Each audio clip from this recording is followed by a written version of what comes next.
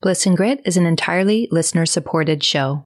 Supporting us is also designed to support you through keeping the episodes rolling, but also through rewards for your donation, like a Getting Started guide, a private forum, and downloadable meditations.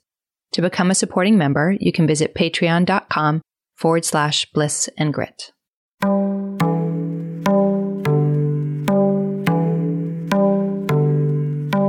Hello, beautifuls. You are listening to Bliss and Grit.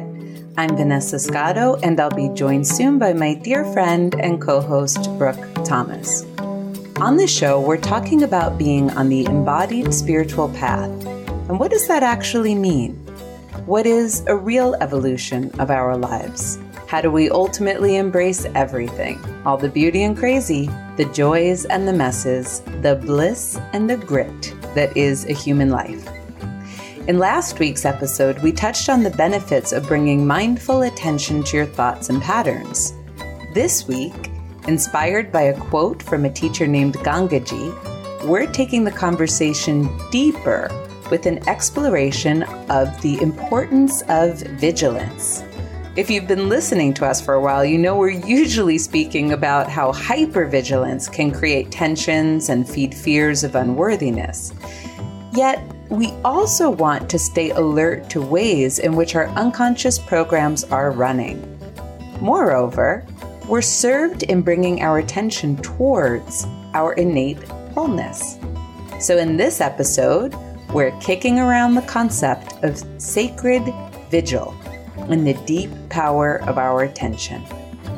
If you're enjoying the show, we're always so delighted when you leave a review on iTunes or our Facebook page, which is Bliss and Grit, and thanks to all of you who've done that already. You can also head over to blissandgrit.com to subscribe to get our weekly digest or to become a supporting member of our Patreon page.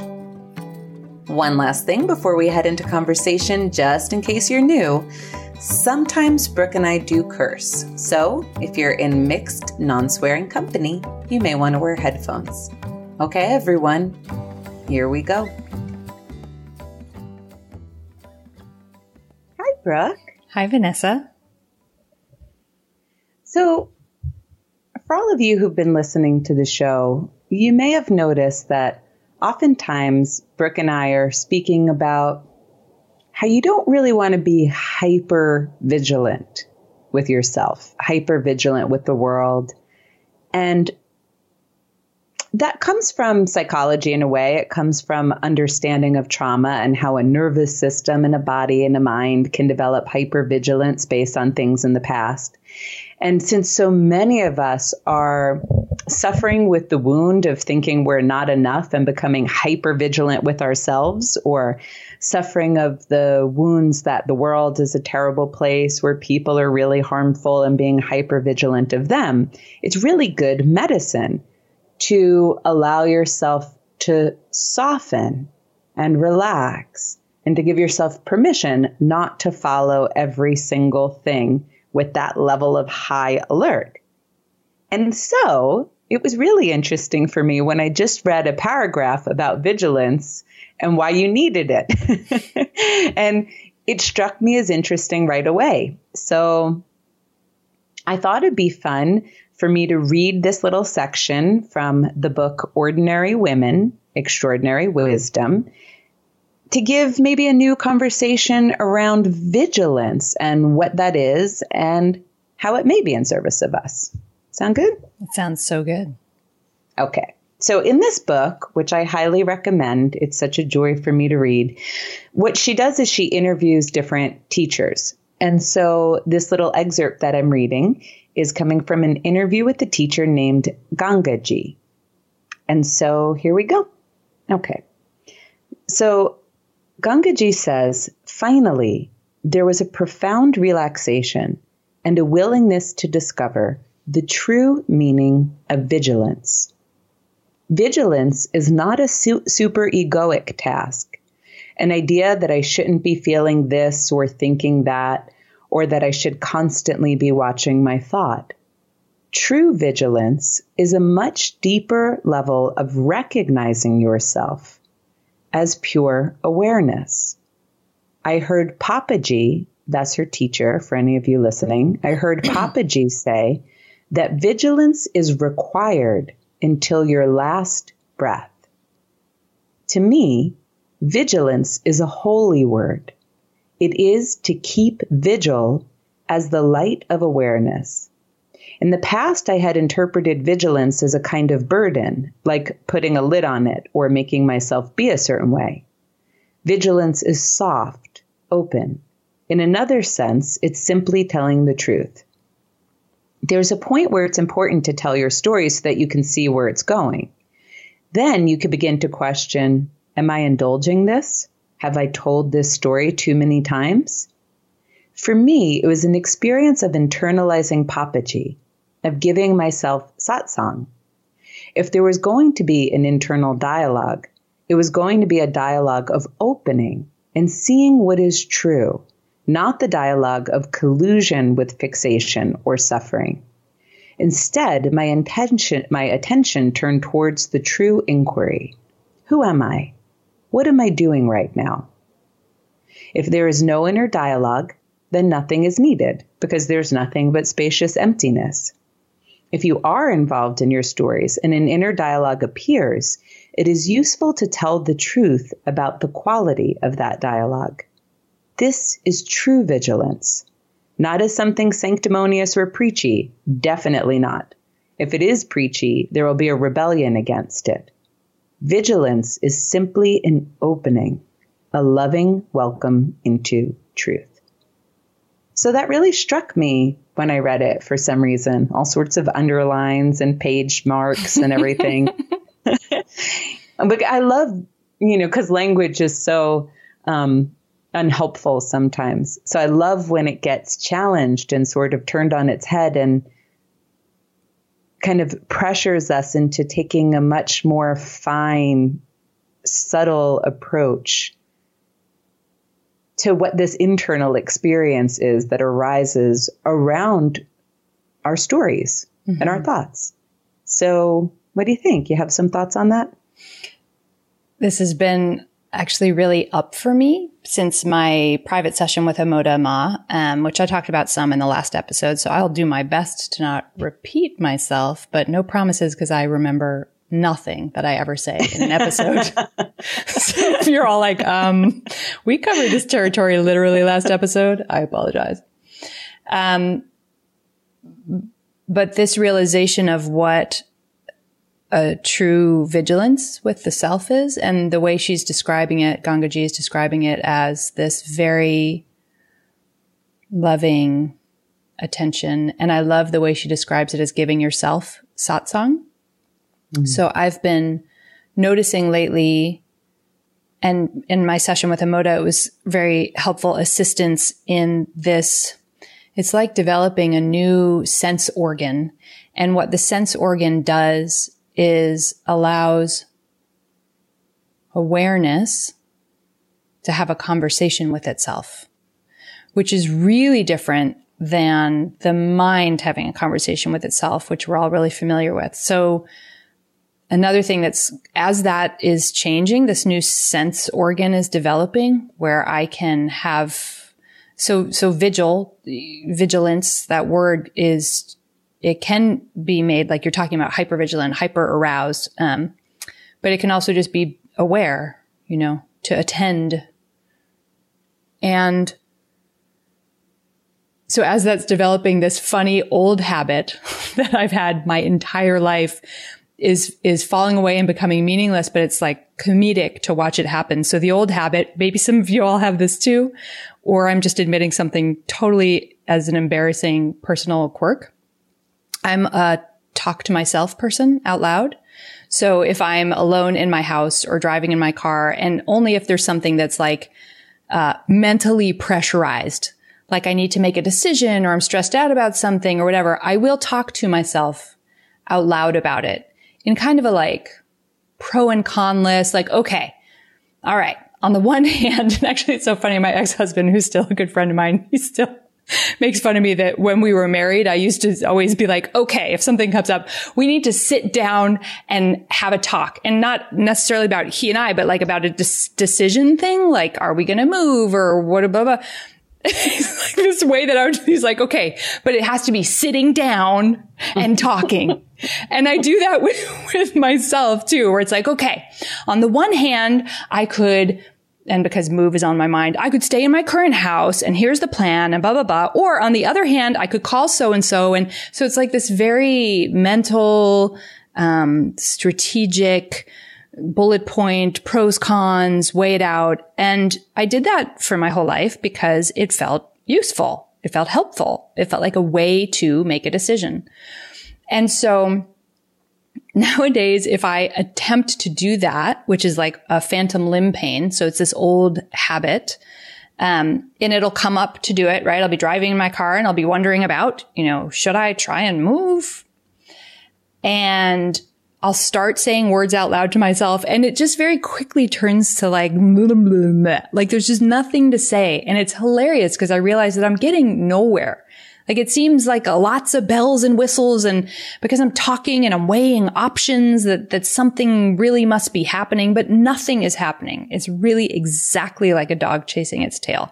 At least for me, this has been what I've discovered. On the other hand, the skill or the sense organ that's developing is a much closer intimacy with my own awareness about what goes on. So I had spoken in the last episode about in my session with Amoda that I'll have these very large, very unpleasant emotional sensations. And a way of not being vigilant, a way that I went with that was kind of the like, it's just doing its thing. And like, sometimes things suck and it's unpleasant. And so here we are. And like kind of that,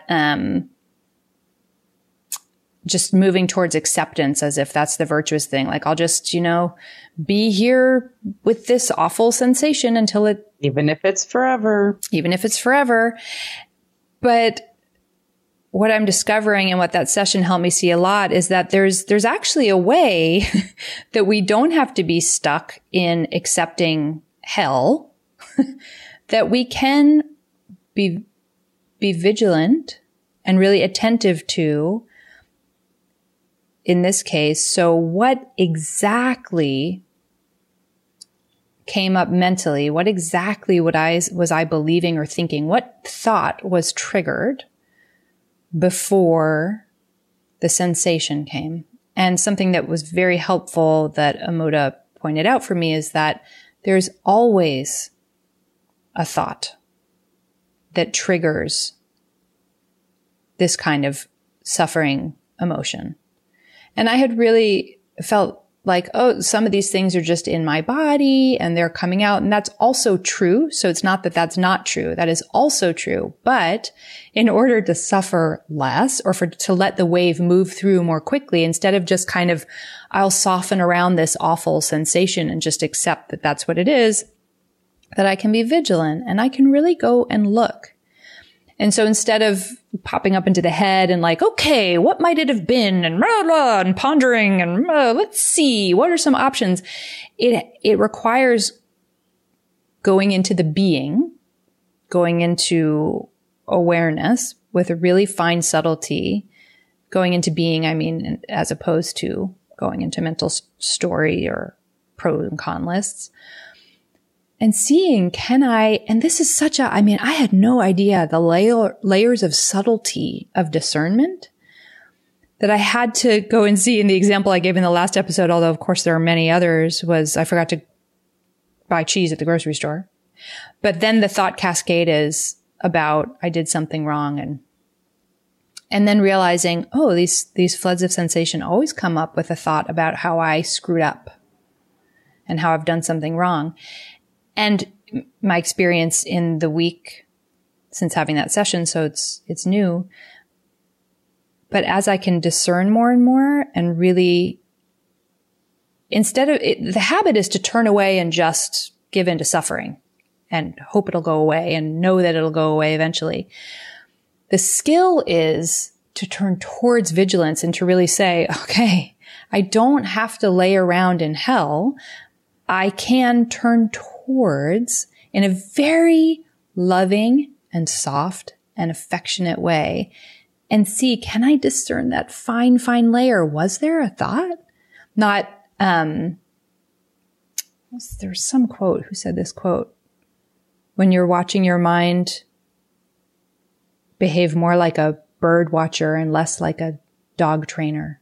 Oh, yeah. You sent that to me. I can't remember. I want to say it was like Antonio Damasio, but I might be misquoting I think that. Anthony DeMello. There you go. CAD. Hey, so close. So it's like that. It's like being a bird watcher. It's like, or watching the weather. You don't have any investment. Like those birds had better behave the way that a dog trainer has an investment. And wow, like I have had a really different experience of myself because of this very tender vigilance. So I'm so glad you discovered that Gangaji writing at the same time that I'm like, I feel like I'm really in it with developing this. Can you share? So, I mean, obviously I relate to you and I had a lot of different things to say, but I am curious. So as you watch, like a bird watcher, which is a skill, actually. I mean, it's a huge skill. I mean, it's a skill I've been working on very keenly as my primary thing for, intensely for the last 2 years. Yeah. It's a practice. So it's like mindfulness training. Like we can train our attention. This is like a practice to be able to observe with neutrality, with softness, with openness, without judgment, without having to make something good or bad or categorizing, right? Okay, so as you observe and bring your attention towards, is there a thought? When you've been able to identify there is a thought, then what do? Then what happens? Well, in this case, like what I'm talking about in the past week, and like as you were talking and going to ask me a question, I started to feel just a little bit, not much, just a little bit of a wave of nausea. So it's like so great, right? Because it's happening in the moment. So instead of before, and a part of it is the white noise problem, which I also talked about in the last episode, like it's just familiar to feel kind of crappy all the time. So whatever. It doesn't get my attention, right? But now it gets my attention. So just a little bit of nausea. And I turn towards, so like you said, the practiced skill of awareness. What's the nausea? And I realize there was this thought.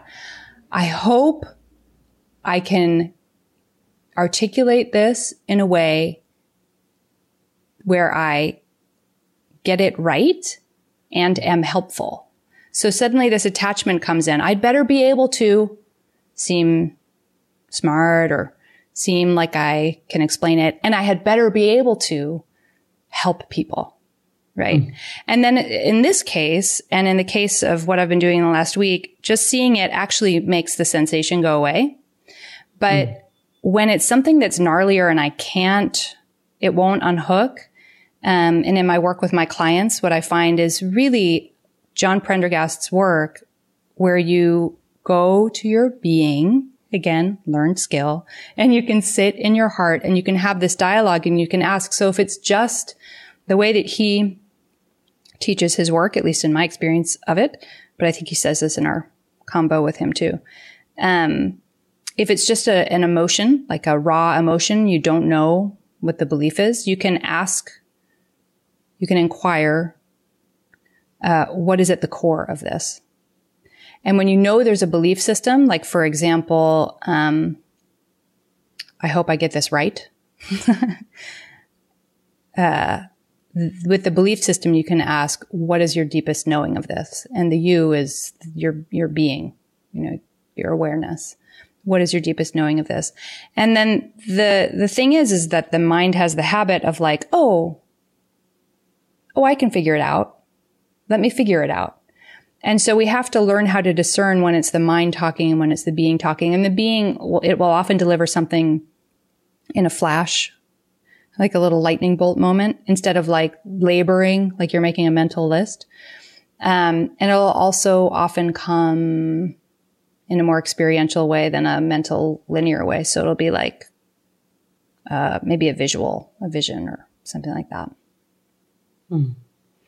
I think I'm finally starting to develop a deeper appreciation for inquiry. So it's not that I never asked questions. Let's say Byron Katie's style of asking questions. Is this true? Is this definitely true? It's not that I've never done that kind of level of questioning the truth of your beliefs or your thoughts as they've arisen.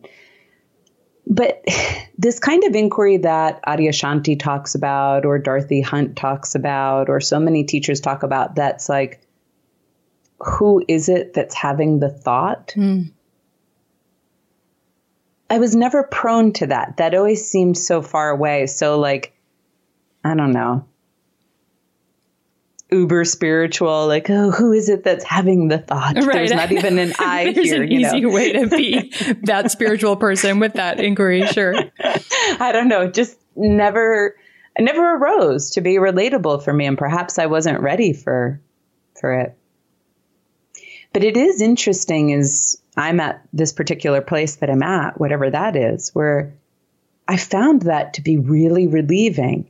Maybe some things let go, earlier in my own trajectory, especially being so fascinated by psychology, but I think primarily just being human. We are so interested in our stories, like really interested by them. Like, oh, so this happened and then that happened. And then that's why I'm like this. And, this probably means that I'm such and such, or people are such and such. And, I love that process. I still love that process. It's fun. It's interesting. It's fascinating. So I think when you would notice, even when I would notice with some level of vigilance, oh, that thought's not totally true. So that's really interesting. Like the time I told you, Brooke, and I can't remember if I said it last episode, but I'm walking down the street in San Francisco feeling elated for zero reason in particular, just elated though. And I had a thought buzz in, and the thought said, what are you so happy about? We're all going to die anyway. Right. And thinking about death is a particular button for me. So this thought knew me very well. Like it arose to meet me in particular. And I was able to see it. I had a moment of clear seeing. That's so fascinating. Here comes this thought, ready to dash everything on the rocks, right? But I had a clear seeing, so I didn't go down into some kind of a patterned hold with it. Like typically that thought comes and then another one comes. Yeah, that is so sad. I wonder when I'm going to die. My parents are getting older. I think they're going to die. Can I handle it? Typically that's how a thought structure, like it can start to build its own architecture of pain. But I think in the past I would have been prone to even go, so what does it mean that I thought this? Right? Like, what does it mean about solid me, about Vanessa as an individual, as this concretization, Italian girl from this past with her parents, grew up in, Queens. And now I'm finding a looseness. It's more like sometimes all I'm able to do is mark a moment. Like last week after Brooke and I were recording, I don't know why. We were talking about the nervous system, which I'm super duper curious about. And I've had some really profound experiences in my life. But somehow in the episode, when I started to talk about it, I could sense something different happened, something uncomfortable. It was energetic in me. I couldn't tell after. Was I not speaking from experience? Is that why I was getting like a nudged or an awareness? Was it effortful because I'm speaking from the level of intellect as opposed to from the level of being? And I still don't know, but I could flag like, that's so interesting. Something felt different. And in the aftermath of something feeling different, then I did start to have some of those thoughts like, am I doing something wrong? Did I do something wrong? Like little shame-based, narratives floating through the system. And I don't know what it means. And I couldn't follow the thought much deeper. I didn't have the level of vigilance to say, who am I? And who is the I that I think did something bad? I couldn't inquire at that level. But sometimes I think vigilance is just, oh, that's interesting. Right. And it won't go much farther than that. That's so interesting. This being is doing that thing. Huh. And maybe if I catch it 10 times, something will begin to appear to me like, oh my God, this always happens when my I want to be smart agenda is running. That's the feeling tone. Oh, okay. Right. So maybe sometimes vigilance is just this certain attention to a contraction, a shift, a way of speaking, a tone of voice that alerts you that something doesn't quite feel, I don't know, is alignment a good word? Let's say it is, in alignment. Sure. And recently, on top of it, in the last couple of days, being literally recently, I have started to appreciate a more direct inquiry. No meaning, no personalization, no life history, just who is it that feels shame, for example, and who would I be ashamed of? And that really, I think, well, that just blows my mind. It like literally blows my mind, like the circuit right. busts, right? So then that is a tremendous relief. But possibly the reason why it wasn't ripe for me to do that earlier is you can see how quick that's a bypass, right? Well, there is no one in there thinking this thought or having this feeling. And that wasn't a path for me. A path was first to acknowledge that there was shame, there was fear, there was pain, there was grief, there was contraction, there was narrative, there were unhealthy belief systems. And now perhaps it's feeling very medicinal to say, yeah, and nothing is solid the way you think. Yeah. And I think that when we're more densely identified, which all of us are, that's a phase of the human journey or the entire human journey for many, many lifetimes. Who knows if you believe in lifetimes,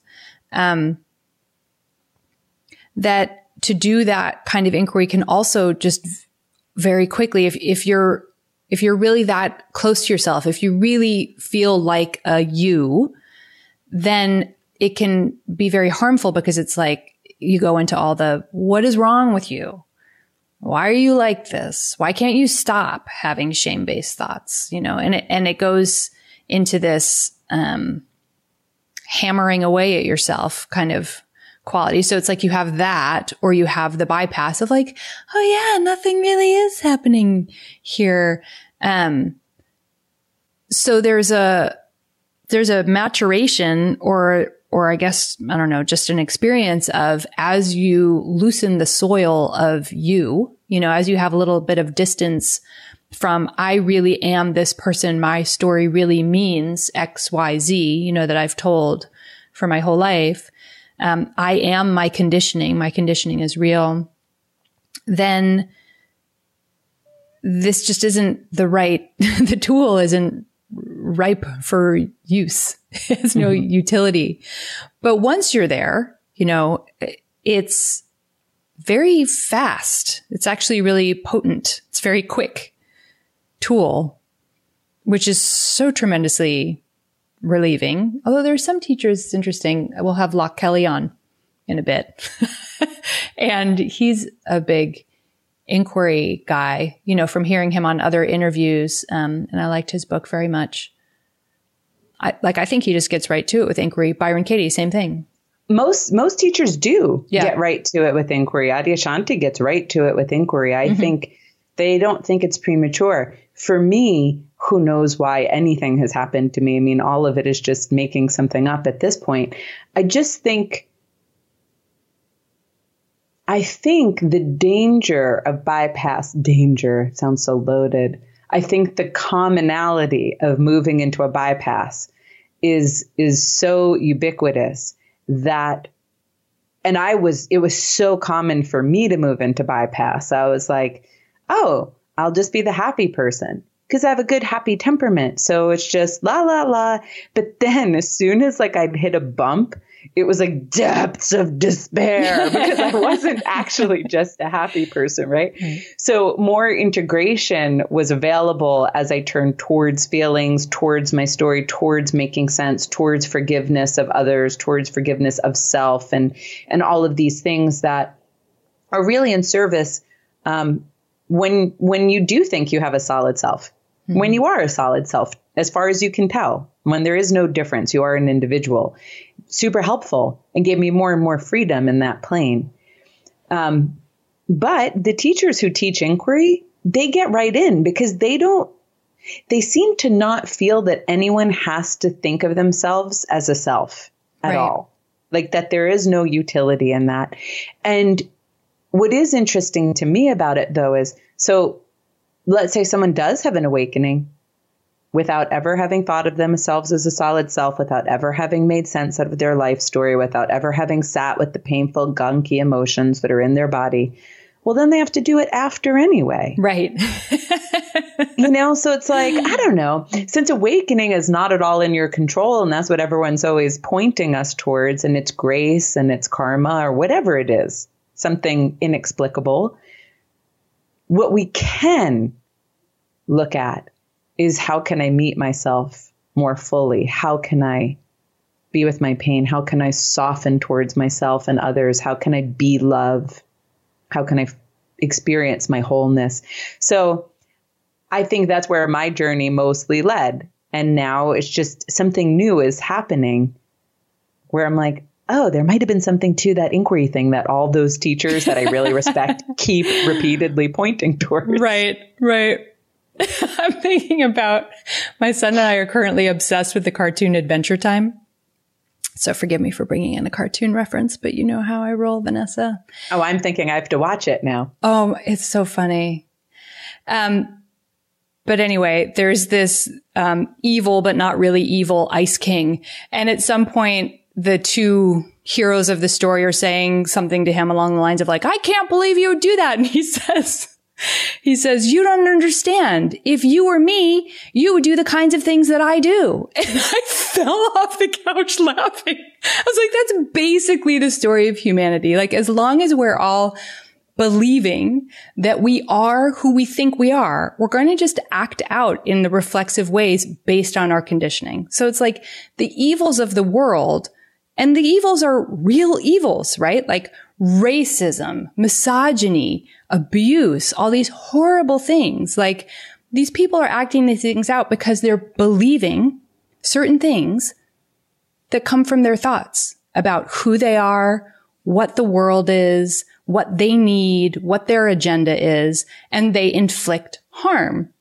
You don't understand. If you were me, you would do the kinds of things that I do. So just by way of like, why would we even care about having a conversation that really brings attention to vigilance? Like freeing the world, healing the ills is an inside job. We all get to untether ourselves from acting out our conditioning, even if we're not the ones, right? And like we all carry all these histories and lineages inside of us too, where we've, had our moments, right? So also for believing the thought that like, but we're the one that doesn't have any of the negative ways of acting out. Like I can guarantee you're going to find them.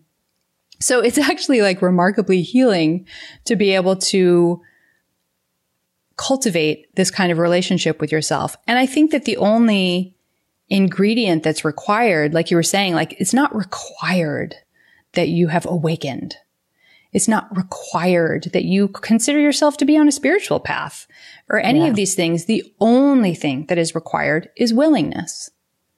And the thing that usually brings willingness to our front door is acute suffering. And I think it's awesome when that's not how it arrives. And I think that there's a lot of possibility for the human species that we can have this arrive more and more without needing that kind of pressurized suffering. But it does seem that that's for a lot of us the way that it arrives. And so if willingness has arrived in our life, like I'm really willing to inquire and to see what are the things that I'm believing are true? What are the stories that I'm acting out over and over and over again in my life and on the world and on the people in my world?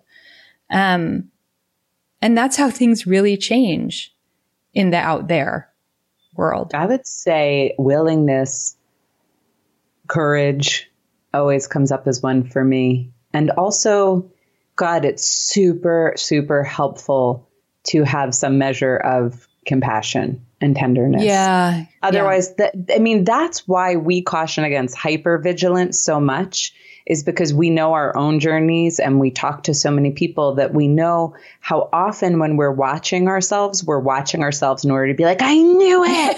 I knew you sucked. I knew you were the worst. Or we're like watching the world in order to be like, I knew people are terrible human beings. Right.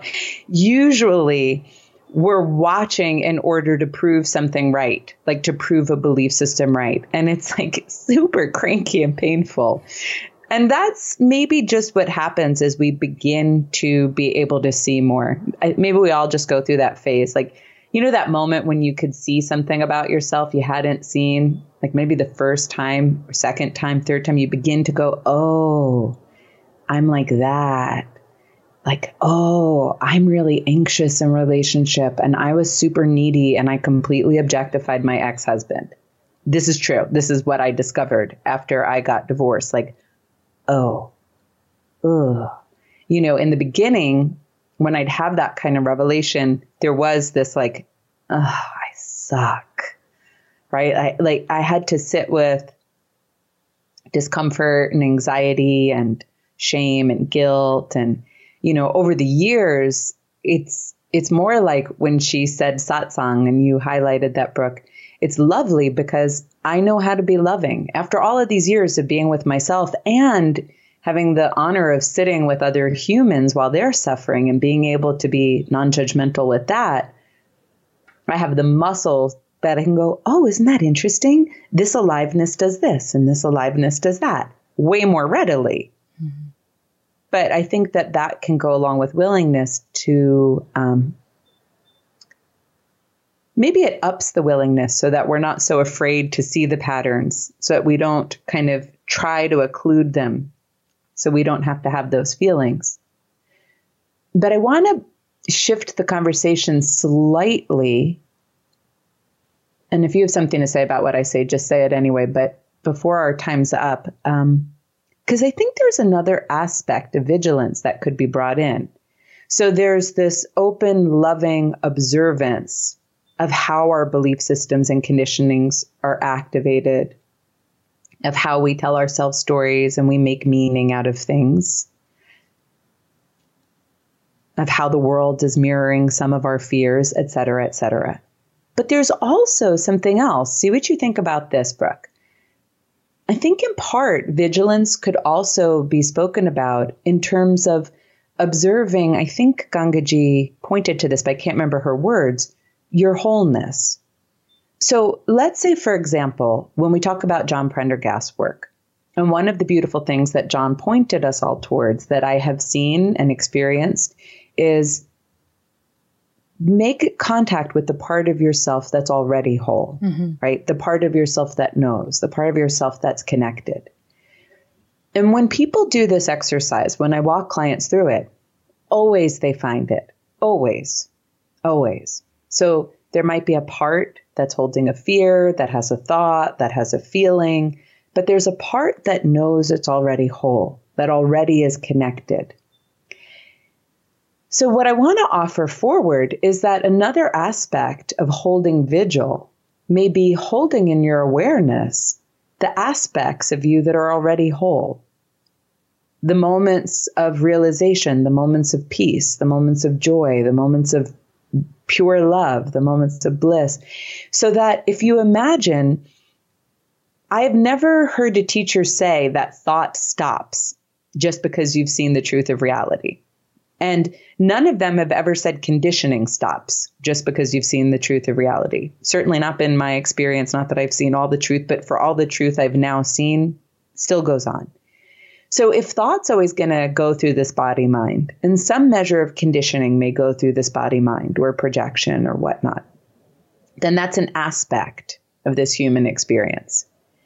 But even in the same moment as that's happening, there's another aspect of awareness that we could bring attention towards. The part that's whole, joyful, connected, loving, already present, already accepting. And I wonder if some of vigilance is holding vigil towards that part that is in existence as well, as opposed to that common habit we have to think our thoughts are something to pay close attention to. Yeah, and I'm thinking of Judith Blackstone's work, the realization process work, and she always, she has a core practice that precedes, doing any work, at least in our training, the attunement to fundamental consciousness, that you first attune to the fundamental consciousness in you and in the world, and that you can have that contact before you start noticing something in the individual, having awareness inside of yourself of like, oh, I have this pattern, for example. And we have such a dissector culture, where we're always looking because we believe that we're separate selves made of separate parts in a world of other separate selves, and everything is a separate apart thing. Our whole culture is coded around pulling out the scalpel and looking to dissect whatever. We do it with everything. And so we do it with our thoughts, so that the word vigilance doesn't mean what you're describing, like this, holding this open space, contacting the part of yourself that's already whole, and then having this tender, loving, affectionate inquiry. We think automatically, and why wouldn't we, when it's what we see everywhere, that it means pulling out the scalpel and cutting out the bad stuff, and that's what vigilance is. And of course, that does feel good. It feels terrible. So I think that's a super useful and very important piece to bring in, is that we do want to contact our wholeness. And same thing with me, with my clients, like I haven't encountered anyone who's not able to make contact with that. And I think there's something really special in having a relationship with a person who can sort of walk you in and hold space and demonstrate and be there, that kind of dedicated time in a dyad is so powerful, because we need to be trained to feel the wholeness, or we need to be reminded, we need to be walked over that direction, so that the sense organ, for it can develop or wake up, that it can come out of its slumber and go, oh yeah, this thing that I'm touching here. I know. What I think is so interesting is we just did an episode on spiritual bypass, and we spoke about it with Amoda. And all of these things do have nuances, because it is different medicine for different people at different moments. So what I think is interesting is we can be so vigilant against spiritual bypass that in a certain way, we can imagine that our stories and our narratives and always turning towards the pain that is evoked by those belief systems is the non-bypass route, right? We talked about this a little bit last week. But I'm imagining, there comes a moment when you can start to recognize, like in any given moment, there's gratitude present, and maybe I can search for a little pocket of pain. And which one does my attention go towards? Or there's the power of now, there's presence, there's stillness, and maybe there's the little pocket of pain. And which one do I go towards? And depending on our karmic patterning, we can be so ingrained to go towards the pockets of pain, or we can come to believe that's the right thing to do, the spiritual thing to do, the healthy thing to do, that we don't hold the same vigil. Like we're always holding vigil for pain, as opposed to holding vigil for direct experience. Yeah. Like actual direct experience. I was thinking when I was hiking this morning, and all of this was kind of circulating around in my mind, and I was thinking about how hard it is even to talk about some of these things sometimes, and how it must be interesting for spiritual teachers like Amoda and Kieran and John and all these people out there to put into words their experiences, and especially to talk about things like awakening, because like at some points, like who cares? And you can't have it as a goal. So like, why are we talking about it? Because then it makes it a goal, even if we don't want it to be a goal, you know. And I was thinking about all this, and I was like, Eckhart totally had it right, man. Just talk about the power of now. Because it's, you know, right here, it's easily accessible, no matter what your conditioning or what your karmic patterning. We can all be here now. And then I was thinking, like, even that, like, what does it mean to be present? Really? Like, really, what does it mean to be present? Because I could imagine that there's a moment where we think following our storyline and really analyzing it and dissecting it is being present. Exactly. Yeah.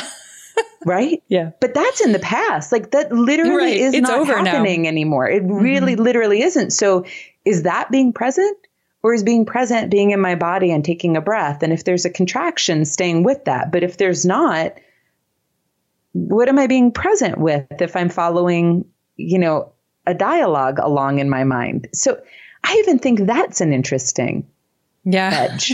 A handful of years ago, like, I read The Power of Now when it first came out. And I remember thinking, like a lot of people, like, well, of course I'm here now. And then I read the book and I was like, oh, okay, I can be more on it about being here now. Yeah. And goals. Step one, be here now. Check box. And then I love when you snort. And then I remember sort of visually and mentally tagging the world. So if I would go on a hiking trail, this was actually given to me as a technique, which for the record, I think is terrible. But I would go like hiking and I would be like, tree, leaf, sneakers, wind on my face, white trail marker, leaf, sun, bird sound. Like, and I would mentally try and pull the world into my brain and tag it to be there now. Right. That's not being there now. That's not having an experience. It's constantly erecting barriers between you and your experience by turning it into a concept. And then it's always what you're basically doing is this just happened. This just happened. This just happened. This just happened. So you're in the past. You never get to be in the actual unfolding moment. So I had a good Or giggle. when will this happen? This just happened. When will this happen? This just happened. And then of course, like you automatically label it wind on my face. Oh, the wind on my face feels good. I'm a good person for liking the feeling of the wind on my face. You know, like it's the funniest. Those people who don't like nature. Right. Those suck. people who I'm aren't so having this awesome meditative, I like this experience. We're so funny. Mercy to the humans, because we're hilarious. I know, it's like, I have to go read the book again, The Power of Now. I think sitting where I am now and like have a different experience, because I'm thinking, gosh, you know, I had this as a question to ask Amoda, but I couldn't seem to formulate it into words. Like, what does it mean to you to be present? I'm just curious what she would say, because remember when we were in Judith's workshop and she was talking about she had a woman up in front of the class and they were having a session together, and she was talking about being present in her eyes and clearing the past out of her eyes, because the woman was somehow projecting the past into the present moment, literally in her eyes. And when you were watching, you could see it. Yes. You can see the past go away and see her arrive in the room. We wouldn't have seen it unless Judith pointed to it. I wouldn't have seen it. Other people might have. But as soon as she did, it was clear as day. It was as clear as I have, you know, a hangnail on my finger. Like, no question about it. So even being present has its own fucking complex nuances. But I think it's just such an interesting thing, because maybe in a way, this whole vigilance is that it's being present with the sacred unfolding of aliveness that is taking place here.